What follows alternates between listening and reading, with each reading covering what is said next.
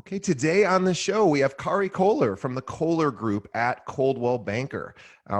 Kari has over 14 years of experience selling real estate. She has closed, and this is so impressive, over 180 million in transactions. She's also been trained and coached by the Mike Ferry organization. She has exceptional market knowledge and intensely focused on her customers' satisfaction.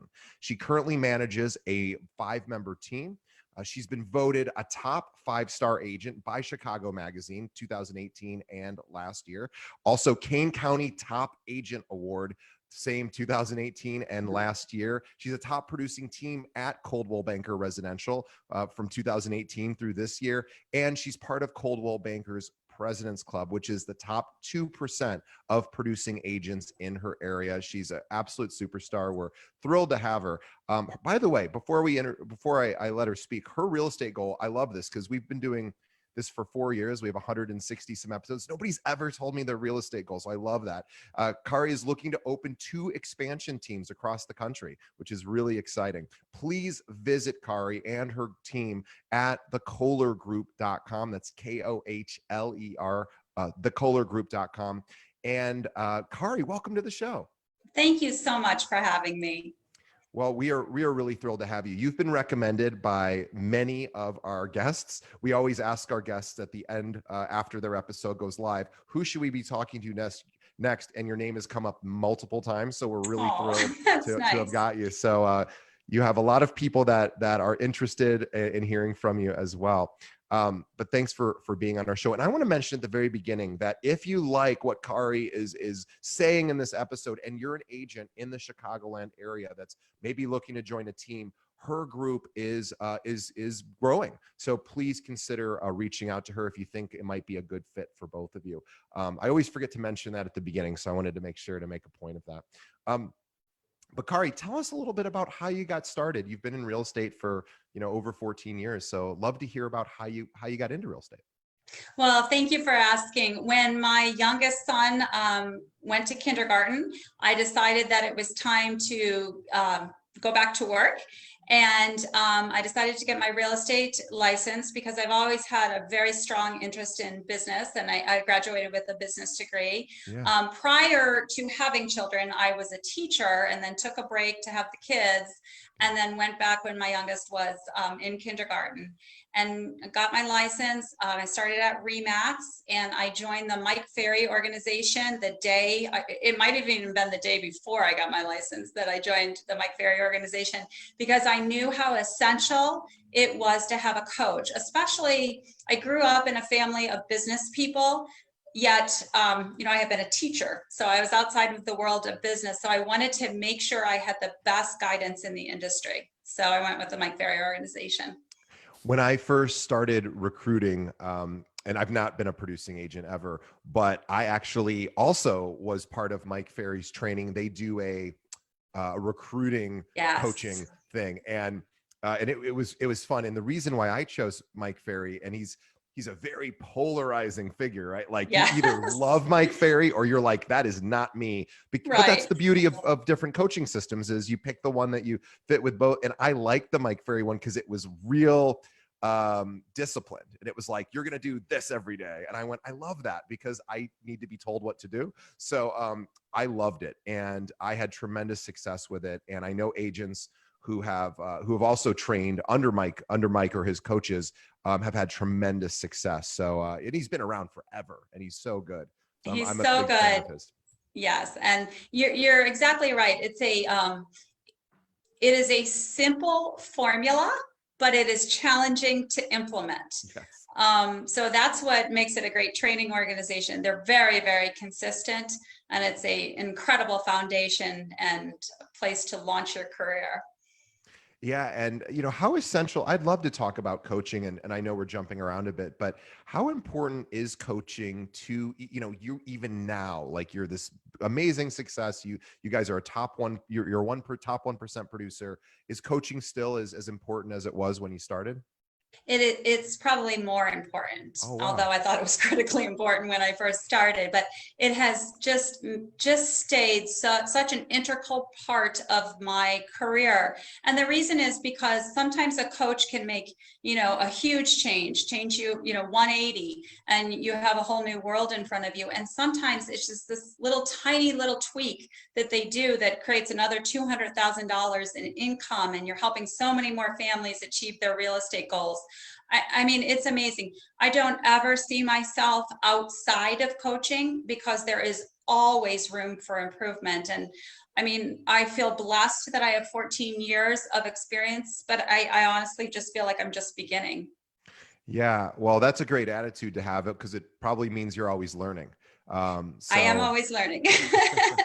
um, well, to tell us about it. So you got started 14 years ago. You immediately jumped into coaching, and also I know there's a lot of people listening who have gone to Mike Ferry's website. They've looked into coaching, or Tom Ferry, his son, or Brian Buffini. There's a lot Ninja Selling. There's a lot of different Yes. training and coaching systems, all of which are great for certain types of people. But a lot of times, agents go, "Oh gosh, it's so expensive."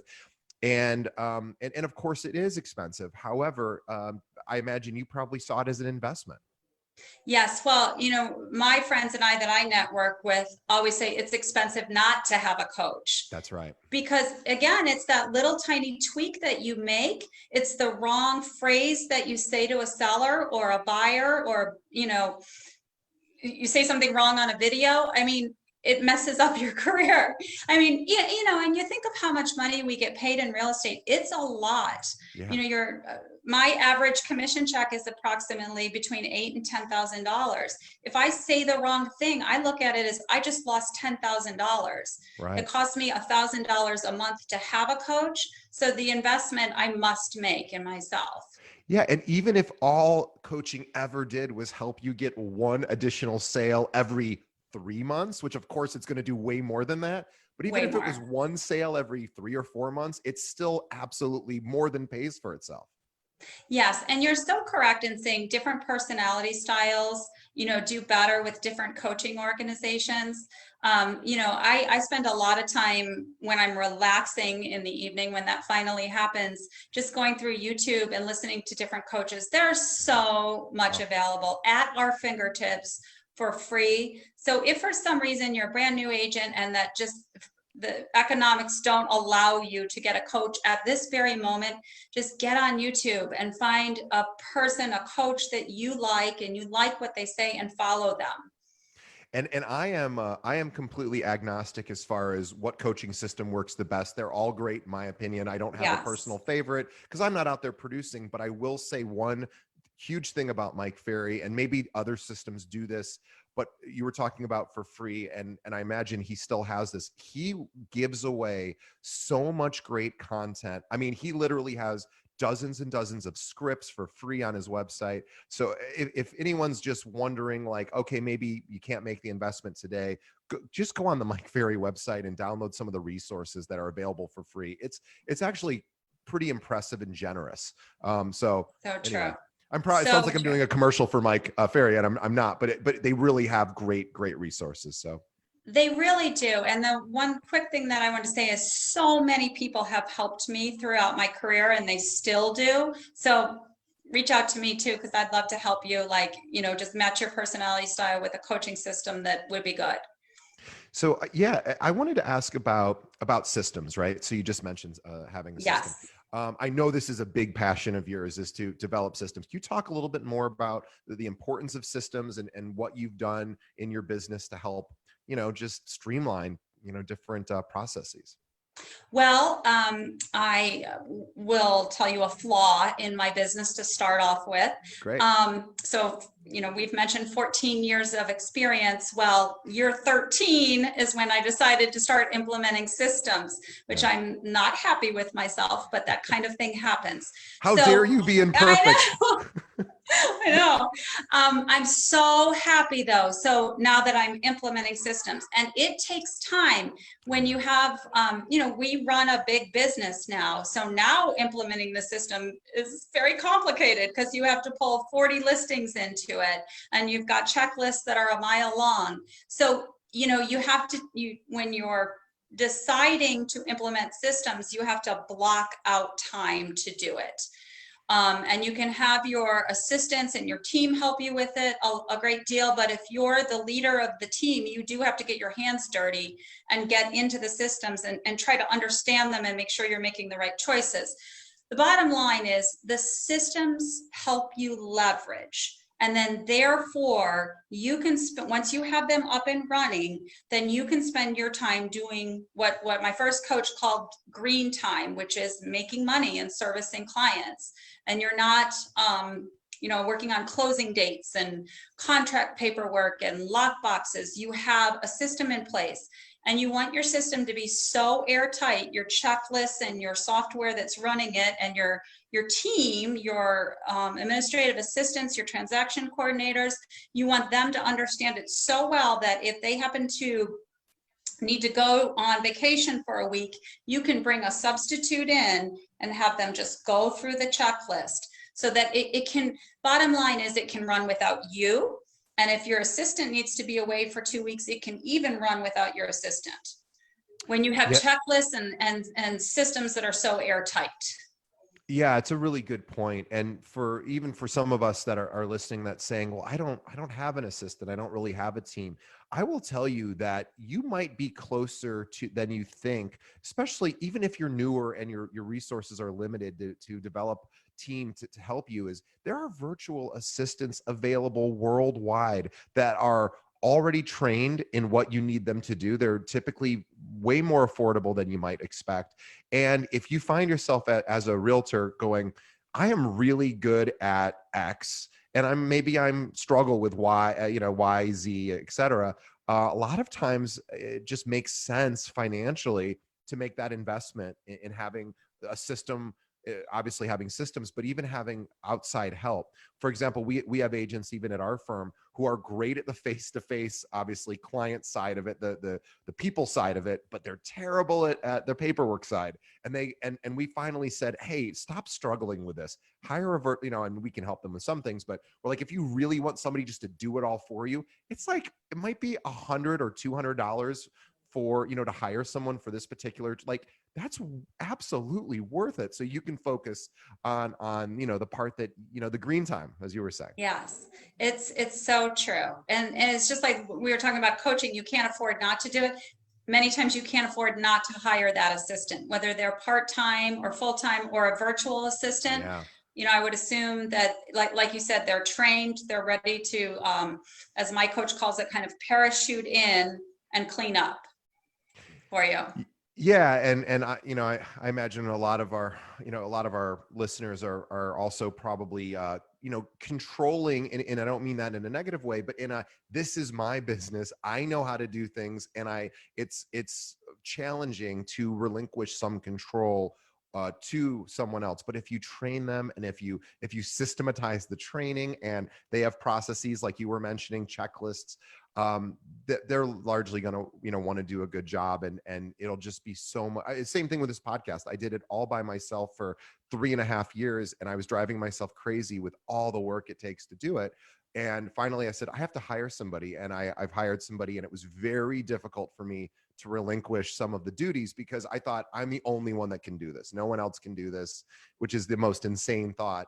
And now we've done an extra 30 episodes in the last 4 months that I wouldn't have got to simply because I have somebody on my team who's able to do all the work that is challenging for me. So that's a great point, Kari. I also want to learn more about you and your team. You guys are out in the western suburbs of Chicago. You focus predominantly in that area, although I'm sure you have listings all over. But I'd love to hear more about so all the way back to when you first got started. So you started working with a coach, because again, a lot of our listeners may be newer to the business, or they're not quite at your level yet of production. And I'm just curious on what were the big or the daily activities that you were doing that ultimately led you to the success you now have? Was there certain disciplines that you were developing back then that eventually paid off? Just curious how that all started. Yes, well, it is just what you mentioned about the Mike Ferry organization. They teach you discipline. They have a program that you follow, and if you follow, you will make money. Yeah. So I learned right out of the gate. You get to the office at 7 a.m. You start role playing at 7:30, and you prospect. In the very beginning, I prospected from 8 until 10. Now I prospect at least in from 8 until 11. Wow. And I was talking to one of my former coaches earlier this morning, and I did admit, this may not, I may not want to advise it, but it does work very well for my personality. I've moved my role play to between 11 and 11:30. And the reason is because I'm so high strung that when I get to the office in the morning from 7 to 8, I need to like close up. Okay, I just left home. Yeah. That's all taken care of. Now I need 45 minutes to get in my work mind, get Yeah. some positive things on the on YouTube while I'm gathering my notes for the day and getting ready for my scripts. So, and then if there's like any last minute thing that I have to take care of that didn't get taken care of the night before, I need to get that out of my way so I can clear my head for prospecting. Mike says that you should prospect from not prospect, role play from 7:30 to 8. And so that's my little tweak in the system. But I am literally religious about prospecting. I have to make money. I have no choice. I Sure. like to make money. I enjoy success. I enjoy working with people. So it's just like, it's kind of a strange analysis, but it's like brushing my teeth. Like I have to prospect Monday through Friday. I always liked what Brian Buffini had a similar thought about. He would call winning the day, and one of his criteria is, did you look, you have to service your existing clients, and that's probably the bulk of the day because that's what clients need. But that's not prospecting, right? That's just doing your customer service and your Yes. job. But he would say, if you did that for 7 or 8 hours a day, it'll feel like you accomplished a lot, and you did. But did you move your business forward? The answer is not really. Right. You didn't prospect because you got caught up in servicing. And not that you shouldn't service your clients, of course you have to, but to make sure you carve out time every single day. I know Mike Ferry's big in that too, is having that time blocking and say, no matter what, I am prospecting from this time to this time, and it just never changes. And it's so easy to get caught up in, oh, my clients need X, Y, and Z, and I'm just going to focus on that because it's urgent and it's important. And then all of a sudden now it's 7 or 8 o'clock and I go, ooh, I didn't do any prospecting. Yes. And people may be looking at us right now and saying, you can't prospect every day of your life, Monday through Friday. And they are right. So Sure. what we've been advised to do is at the beginning of the month, take a calendar and put it up in front of you. Let's take July 4th for an example. Yeah. I think it falls on a Saturday this year, but the majority of us Americans go on vacation that week. Yeah. So you block it out and you say to yourself, that's the week I'm not doing it. Or if you say, I'm going on the field trip with my son on Friday, the 12th, then that's a day where you're not doing it. You don't have to beat yourself up. You Sure. have planned for it. So I know it seems like, well, I can't do that every day. Well, at least take a calendar and plan. And then that way, when you are on that field trip or you are taking a day for yourself, you don't feel guilty. That's not something I did in the beginning, and that's something I highly recommend. I walked around feeling guilty for 10 years if I missed a prospecting day, but you shouldn't do that. You should allocate your prospecting time at the beginning of the month. Another amazing time to prospect is Sunday, late afternoon, like from 4 to 6. Most people, especially when it's not light out until 9 o'clock, they're home and they answer the phone. So if you miss a Friday, you could plug it into a Saturday or Sunday, excuse me, or Saturday for that matter. Yeah, it's such a great point. And for everyone listening, it's like, if they go, well, gosh, I don't have time. It's like, you need to make time, make Yes. at least an hour or more a day for finding new people that do not know you yet, or you're calling existing clients and reminding them that, you're always open for referrals or whatever it is to find new people. I interviewed when I first started this show. This is probably 4 years ago. I interviewed one of the top teams from Keller Williams here in the city. And they've been about in business as long as you have. And it's the Weinberg Choi team. And I asked Josh Weinberg, I said, I don't ask this question anymore because I learned my lesson from Josh, but I said, what are your production goals this year? He goes, yeah, we don't think about that. And he was serious. I said, what do you mean you don't think about your production goals? He goes, the only metric we look at is his partner, Tommy. He said Tommy's job, I mean, aside from all the other things he does, but his main job, the thing that drives their production is prospecting. And so he said, even though they've been doing this, 15 years or so, every day he's got to meet two people that he has not met before and somehow say, oh, by the way, if you ever need help, and I said, that's it. And he goes, that's the only metric we look at. Yeah. Goes, if we do that every day, we're going to hit whatever goals we need to hit. It's like the moment we stop doing that, everything falls apart. Yes. I learned this phrase and I use it nearly every day. It is a contact sport. Yeah. You have to make contacts.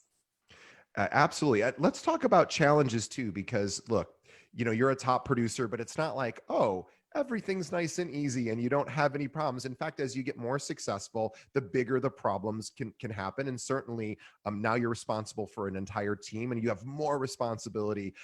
So I would love to know, and I'm sure it's a struggle for anyone who's managing at your level and also producing at your level. How do you work it all in? How do you find time for everything?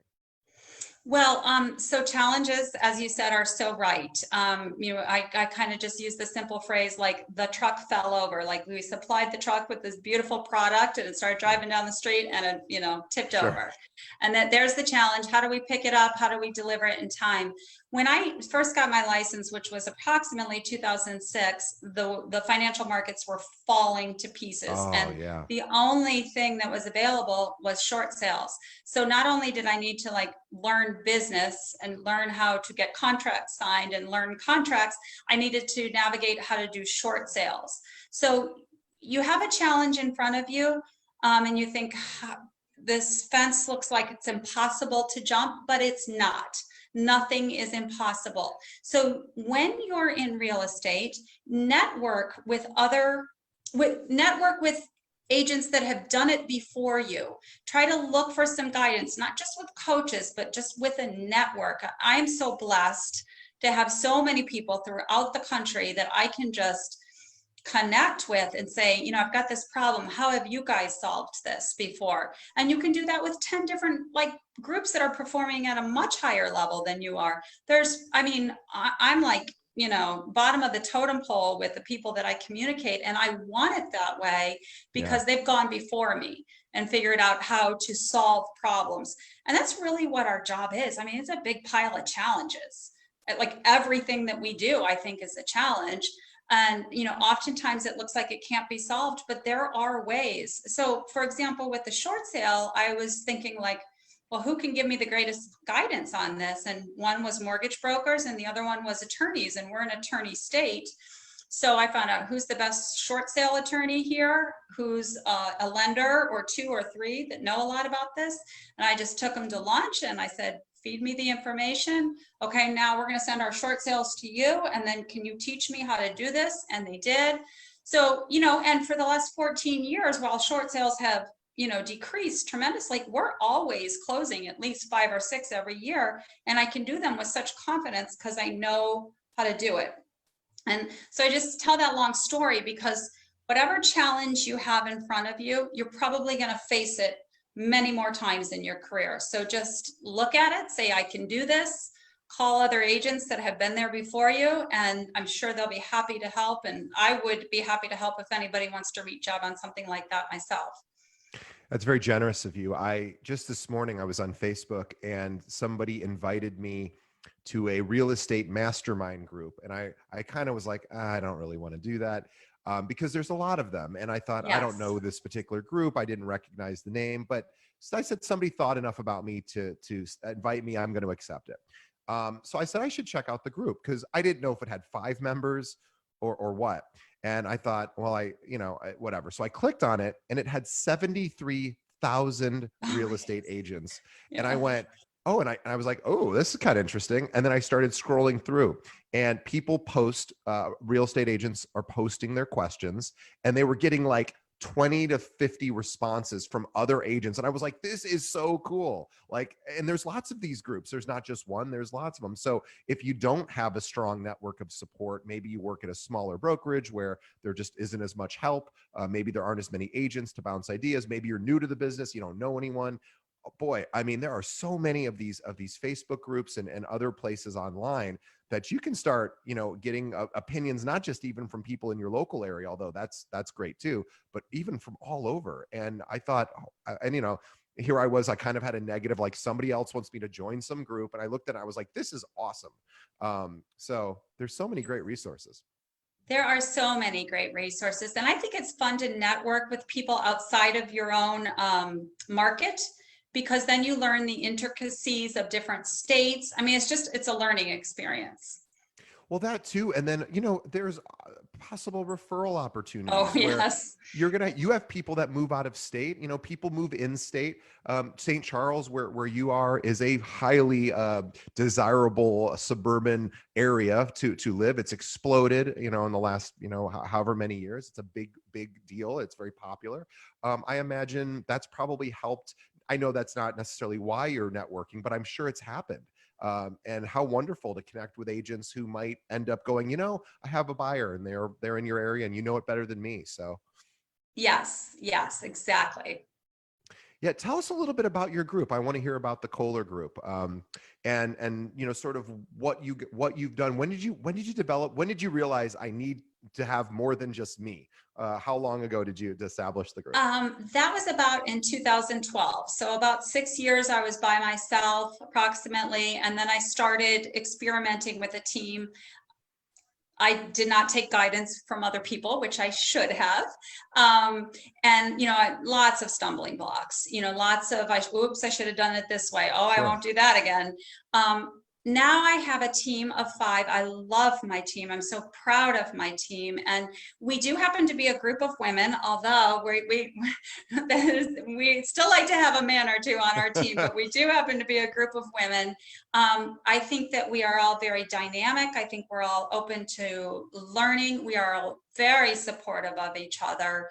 So I have two, of course, I'm licensed, and then I have 2 other licensed people on the team. They are primarily buyer's agents, and they are training right now to be listing agents too. And so I like them to specialize in being a buyer's agent and really understand that side of the business. It's kind of the one thing, you teach them that until they learn it very, very well, all the intricacies about that. And now we're just starting to teach the listing side of it, which I'm really happy about, because they're going to be extremely capable in doing that. And of course, the listing side of it is a whole nother animal. There really are 2 parts to our business. So they're both just starting to learn about that. I'm excited about that. It just opens up our world, is basically what that does. And they're doing excellent. And then I have 2 transaction coordinators that work side by side. And basically they're integral to our business. We absolutely could not run it without them. They're the absolute foundation. They hold us together and Sure. support us so much. And they basically work side by side, and they work they both do the same thing. They both take the listing all the way from the beginning to the end, Yeah. and work through checklists and projects and plan client parties and all kinds of good stuff. Yeah, it's one of those things. I love that you said with your team that you're like, let's focus on one, back to the agents that are working with you currently. Let's focus on one thing first. So Yes. let's get you to become an expert at one versus like a jack of all trades, master of none. Let's have you master the buy side. Yes. And let's, and let's do that for some time until that backwards and forwards. And then we'll introduce the listing side. I think that is so interesting. I'm not sure that we've had other teams, and we featured a lot of teams on this episode from all over the country. I think this is the first time I've heard a team leader say, we're going to start with one thing. And I actually really like that. I think that's very smart, because if you try to do everything you're at once and you're not you don't have the experience necessarily, it's going to create problems. And so I love that. Hey, let's get you started with the buy side first. Thank you. We really did identify it that I mean, it's almost two separate businesses. Yeah. It's two different practices. The listing side is much more scripted. The buyer side is very scripted too, but the listing side is even more scripted. Sure. And it's not like we stay in this little box of scripts. I'm just saying it's like you have to have your scripts memorized and internalized a lot more on the listing side. And I imagine you're so right. You have to know the answers to the questions that are coming, and you better know them so well that it's not that they're scripted necessarily, but they are well rehearsed. So that when somebody says, "Hey, why are you worth X% to sell my house?" You're like, "Oh, well, here's the 10 reasons why," and you've practiced that. In your case, you practice it every single day. Yes. And you just know it, so that when those questions come, you're like, oh, I have an answer for that. Not the, and Right. then the client is thinking you're not as professional. So this idea of having, teaching this and rehearsing. I obviously I don't have any data to suggest what percentage of full-time real estate agents practice what they're going to say before they say it.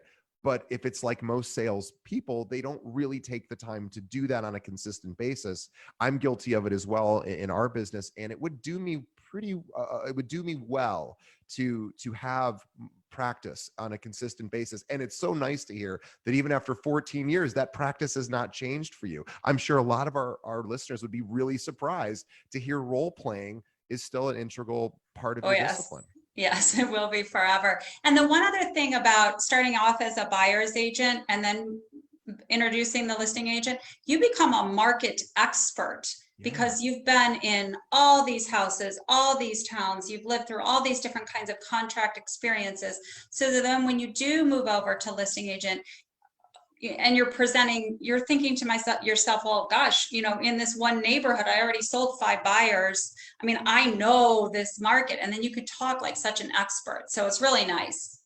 Yeah, it's a really, really smart way to do it. And obviously a lot of our listeners go, well, I just want listings. Well, sure. A lot of our listeners would love to have more listings than buyer clients, simply because, for the work it takes is different. And, but I think that's really smart is getting the buy side down first. And then being able to then have those conversations with sellers when you're ready to make that transition, to say, hey, I've been working with buyers in this area who are looking for homes just like yours for the past X number of years. I know what buyers are looking for. And that's a really powerful, thing to say, especially if you're in competition with other agents who they're also interviewing. Yes, definitely. I would love to know what has changed, and I know you're as busy as ever right now at the time we're recording this, and who knows, by the time it's released, maybe things will have changed. But here in Illinois, we are basically still under a stay-at-home order. So real estate, thankfully, is deemed essential, so agents can practice, but of course they're limited in what they can do. Closings, of course, are different. Showings are different. I'm curious on.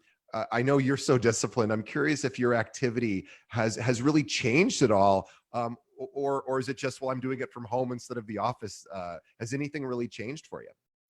The thing that's changed is I've turned up the heat because I have no choice. I am coached now by a gentleman named Patrick James. He happens to be with Keller Williams, and he happens to be in Colorado. And when this first started breaking, he said, what you do today is going to be what it looks like in 90 days and when you're getting your paychecks in 90 days. Well, that hit me like a ton of bricks, because in approximately 90 days, I have to send 2 boys back to college and write some big checks. Yeah. Not to mention all the checks I have to write in between. And I was like, there's nothing I can do but turn up the heat, because I don't want to look back at this time and say, why did I take a vacation? Why did I take a vacation? Nothing was open. I might as well have just been working. Right. So I was like, I'm just going to hunker down and do what I do best, which is just be disciplined, turn up the prospecting. I mean, the calls are longer right now. You know, I am calling my sphere of influence. I am calling people I haven't talked to on, you know, some people, you know, for 6 months, and they have stories and they're concerned about life right now, and I need to hear them for them. And so the calls are taking longer. So I'm not getting as many contacts in. So what does that mean? I have to spend more time doing it. And I'm so, you know, not very often do I pat myself on the back, but for this one, I'm so happy that I've worked so hard during this time, because at least I'm not going to beat myself up in 90 days and say, why didn't you work? I'm going to say, I worked as hard as I could. This is the result. It is what it is. There's nothing I could have done to change it because I worked. I had a realization right before the stay-at-home order happened. I was planning on going on a trip out to California for this retreat thing, and I ended up not being able to go. I got food poisoning, which is like, you know, a ridiculous thing that happened. And it was kind of good timing because it was on the cusp of maybe you shouldn't travel now. And anyway, it just kind of coincided with that, and I wasn't able to go. And I was annoyed by it, and I was laid out for like 2 or 3 days. It was really bad food poisoning. And I realized I was laying in bed. I couldn't really move much. I was laying there. Thankfully, I was only suffering from food poisoning and not, you know, anything more serious. But I realized 5 years ago, I thought back 5 years, and I thought, you know, 5 years ago, I really wanted to get in better shape physically. And I thought, I just need to get the discipline going and schedule it and do it. And I really hadn't done it. And so I was laying there in bed 5 years later, and I still would have gotten food poisoning. That had nothing to do with me. It's just bad luck. But I thought, well, I remember thinking this 5 years ago, and here I am. It's 5 years later. And I thought, boy, I don't want it to go another 5 years, you know, and I laid there and I go, at some point, you know, we're going to be back to normal. And just like with my, you know, being food poisoning or whatever, the years are going to arrive. Yes. And, you know, it's what you do today that ultimately is going to determine how you feel in 5 years in your business, in your health, in your family, in your relationships, you know, everything. And now we probably have at least a little tiny bit more time, most of us, than we do, just because we're not running around as much. We might be just as busy. Commuting, you know? Exactly. And now's that time to develop those habits that we've maybe been going, yeah, one day I'll get to my physical health, or one day I'll, you know, set up more recurring contacts with my friends, or I'm going to call my sphere of influence or my past clients, all those things or I'm going to write handwritten notes or whatever it is that you know, I should do that. Now's the time. And I will tell you too, I'm sorry to keep going on and on, but I want to make this point. I've said it before, but I'll just briefly mention it.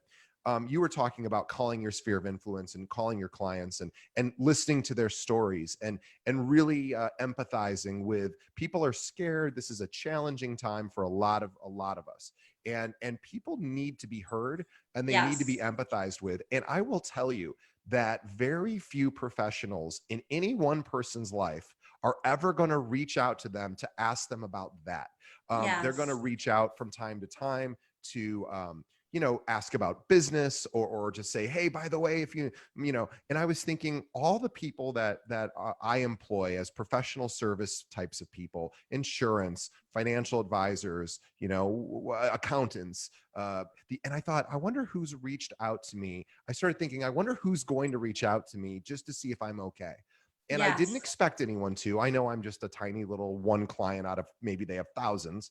And the only person that reached out to me in the last 2 or 3 months is the person that cuts my hair. And I'm not in any way criticizing the people that didn't. I like right. I thought, boy, what a unique opportunity you have as a real estate professional to just check in with people. They're probably not getting, unless it's friends and family, they're probably not getting a lot of those reach outs. Totally. And I think this, you know, I don't know a lot about history, but I do feel pretty confident that this is one of the times, you know, in our universe that we've all shared the same problem every single time we're waking up. We're all sharing it. You know, moms and dads and grandmas and grandpas and brothers and sisters and cousins, everybody internalizes it a little differently, but we're all sharing the same problem. So it's a perfect time to reach out to people.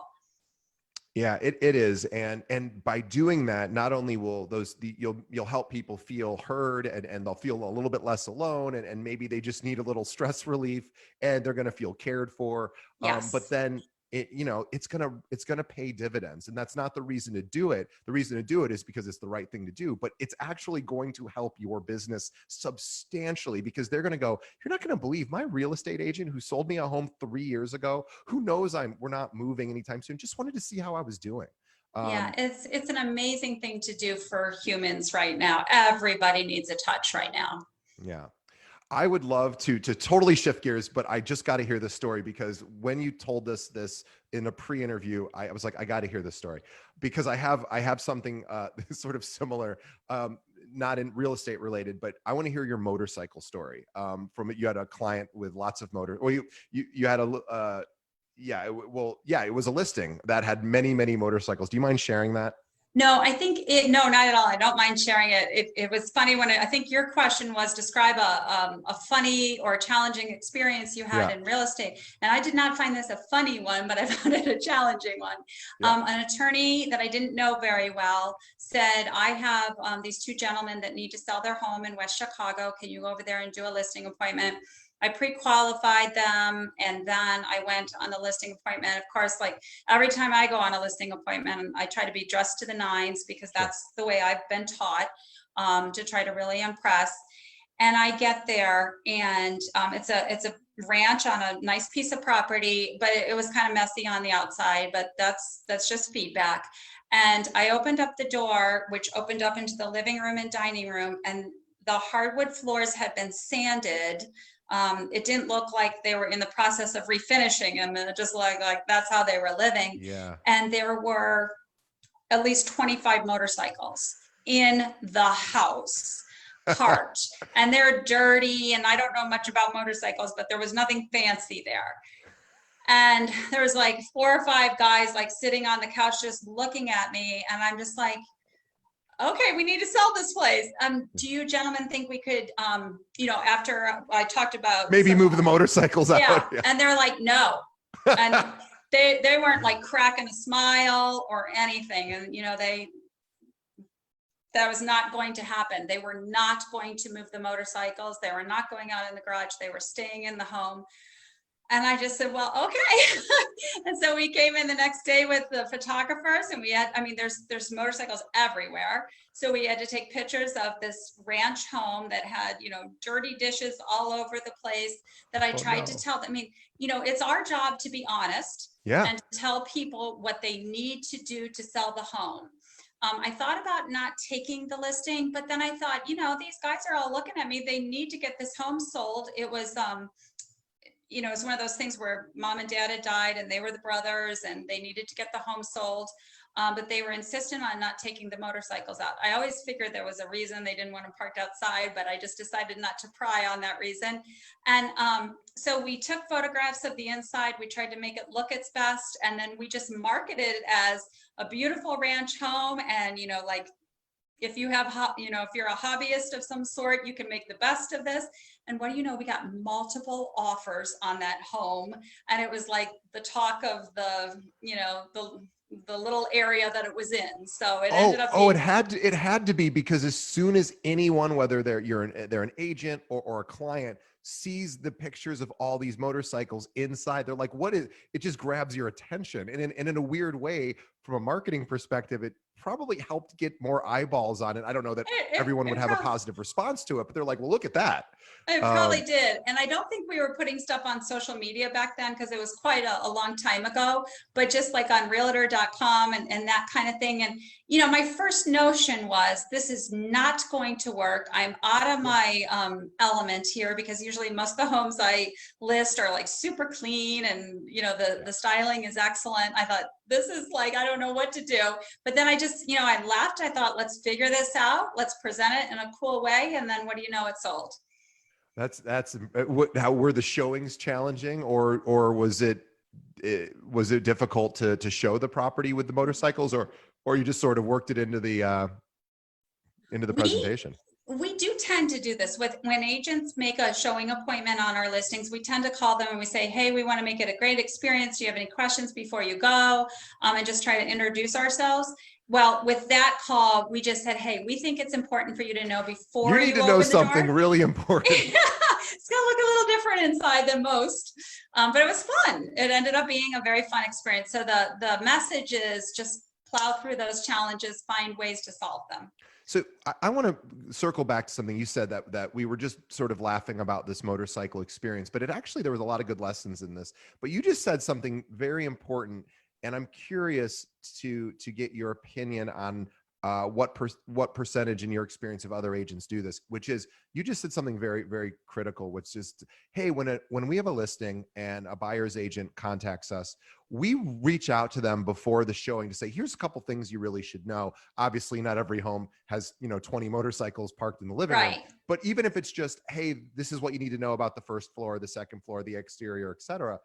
Just a couple of things to highlight, or I mean, that's a huge thing. I don't know that most realtors who have listings do that. And I want to honor you for that, because it's really, really smart to do, is to say, hey, Mr. or Mrs. Buyer's agent, here's everything you need to know so that you can have a great experience, which is what you said. What percentage of the time when you're going to see listings do people contact you when you're seeing someone else's listing? Is that a common occurrence? Or I know you guys do it. Isn't that amazing?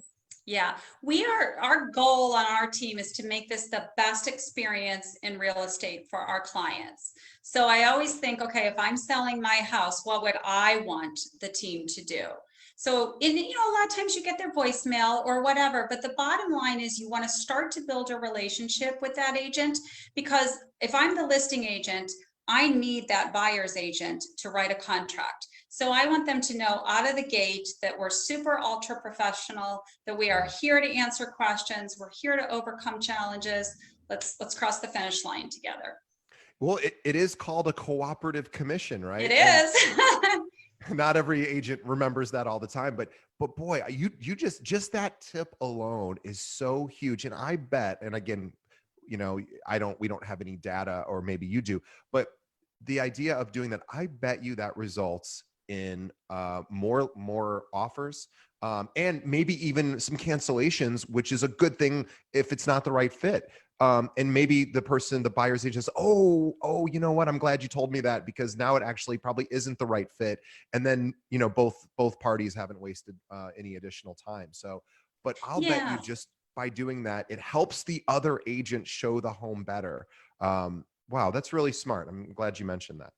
Thank you. And sometimes with buyer's agents, it may be their first home that they've ever showed. So then if they hear a friendly professional voice saying, hey, I'm here for you, it's going to make them think, oh, I think I could work with this listing agent if my buyer wants to buy the home. And the goal is to bring these two together. So we try to look at every way, how can we get our listings sold? And we brainstorm, and that was one thing we came up with.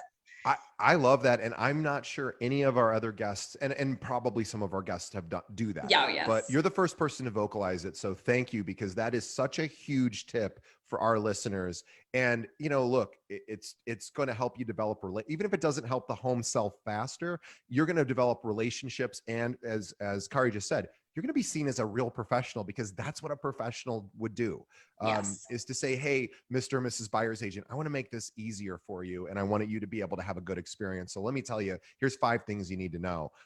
That's awesome. And by the way, not to interrupt you, but one more thing I was going to say, just like in this challenging time that we're in, we came up with a 12-point safety plan. So we make that call to agents right now, and then we shoot them a text with that safety plan. And it's basically like, you as the buyer's agent, be the only one that opens the door in the lockbox, try to have everybody else not touch anything, because for both parties, we're trying to keep everybody safe. So that's an added thing that we've added on to. And if anybody needs that, they can just email me and I'll shoot it over to them, or text. Well, I am sold. If I was an agent, I would want to join your team. Oh, thank you. So we have a lot of listeners here in the Chicagoland area that might be looking to see what other teams offer, what other groups can help them to go to the next level. But also, we have a lot of our listeners who are buyers, sellers, renters, investors, who are also looking for a great agent. So whether our listeners are looking to work with you or for you, what is the best way someone could reach out to you and your team? So our direct line is 630-587-4700. My email is Kari Kohler at the Kohler Group. We are all over social media. Just contact us. We'd love to hear from you. Yeah, and look, I mean, just the information you've provided in our interview here has been incredibly helpful. So on behalf of our listeners, Kari, I want to say thank you. I know how busy you are. I know you have you're a mom, you're a business owner, you're an individual practitioner as well. You have a team leader. You've got a lot going on, and to take time away, and I know you're doubling down on your efforts now, so you're even busier. We really can thank you enough for spending a few minutes to chat with us here. So on behalf of the listeners, we say thanks. And on behalf of Kari and myself to our listeners, we also want to say thank you. The reason we do this show is people like it and they listen. And we just ask for everyone listening to do or watching to do two quick things for us. One is tell one friend. Think of another agent, a broker, a realtor, and whatever it's called in your area, and think about who could have benefited that that's looking to get to the next level, isn't quite there, and wants some guidance, and send them a link to this podcast. You can send them right over to our website, keepingitrealpod.com. We just redesigned it. We made it much easier to find in everything. So you can always send them there, or just have them pull up a podcast app, search for Keeping It Real. It'll shoot right up. The second thing is to please follow us on Facebook. Find us at facebook.com/Keeping It Real Pod. Two reasons. One is every day we find an article that somebody's written online designed to help you grow your business, and we post it. The second thing is we post, of course, links to all of our episodes and live recordings as we're doing them, so you can watch the videos in real time instead of having to wait several weeks for us to produce the audio. So please follow us again on Facebook. It's facebook.com/Keeping It Real Pod. And also follow Kari and her group, the Kohler Group at Coldwell Banker. Just search for them. We're going to be posting links to their social media as well. Follow them. And Kari does something else really cool, and I forgot to mention this earlier, and I really want to honor you for this. On her website, she's got a blog, and she has partnered, and I wish we could almost spend more time talking about this, and maybe we'll bring you on again to talk about this, but you've partnered with a lender, but in a very different way than how many agents have partnered with lenders. Is you and your lending partner actually do videos together, providing content to your audience, and really good content. And I watched some of your videos because I was like, I've never seen that before. And that is so cool. So really, everyone go to her website and look at some of these videos and realize strategic partnerships can help you both build your business. But her website, again, is thekohlergroup.com. Look for her blog and look at some of these videos. They're only a couple of minutes long each. They're short, but they're super impactful. They have great content. And I forgot to mention that earlier. So I wanted to honor that. So Kari, we are good, and you've given so much great content. Our listeners' heads are probably spinning with ideas. So thank you, and everyone also who listening, we thank you for continuing to support our show, and also for telling a friend. So Kari, thank you, and we'll see everyone on the next episode. Thank you so much. True honor for me.